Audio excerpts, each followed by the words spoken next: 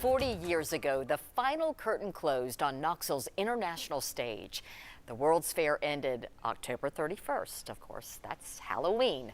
Recently, 10 News anchor Beth Haynes talked to Bo Roberts, the CEO and president of the 1982 World's Fair, to reflect 4 decades later. Does it seem like 4 decades have come and gone? You know, it really doesn't. I remember how quickly those 184 days went that summer and fall, but I guess this 40 years have gone by pretty quickly too. A time of celebration and really thankfulness, thankful for all the people who had come together, worked together, stayed together in some challenging times and made it happen. The 1982 World's Fair was more than a 6-month-long event. It took years of planning. We went through 3 presidents. We started with President Ford. We went through with President Carter, who took the study and then invited the world to come. And then in the middle of it, then this guy named Reagan, President Reagan came in. For Bo Roberts, the highlight came several years before opening day in New York City. We closed the loan to secure the financing to make the fair feasible and possible.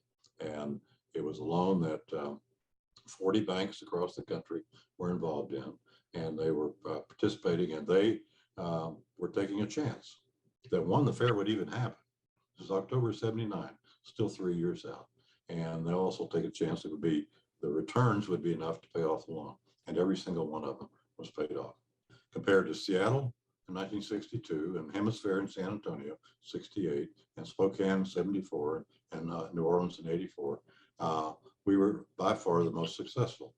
Knoxville hosted more than 20 countries, including China, and welcomed more than 11 million people to East Tennessee. Kids and parents and brothers and sisters and grandparents coming and seeing their faces of enjoyment and just pure joy on their face as they went around and had experiences that probably none of them, or most of them, thought they would never have. That, to me, made it a success. We brought the first World's Fair to the Southeast, and we had a great visitation. Were you ready for it to end? Yeah, I think so. I think we completed what we wanted to do, we being Knoxville, we being the state of Tennessee, we being the United States, and all the countries involved.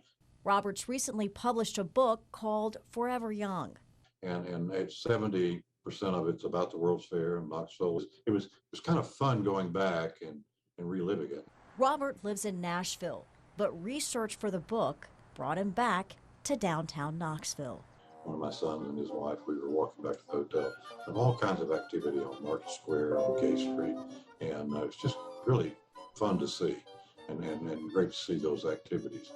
And I thought, and stated in the book, I said, I thought, well, maybe I had a little piece of making that happen, and then if I didn't, that's all right. I'm just glad to see it happen. And so are we. Bo Roberts' book, Forever Young, is available in local bookstores as well as online. Right now on WBIR.com, you'll find archive footage, interviews, and storylines from our 40th anniversary coverage of the 1982 World's Fair.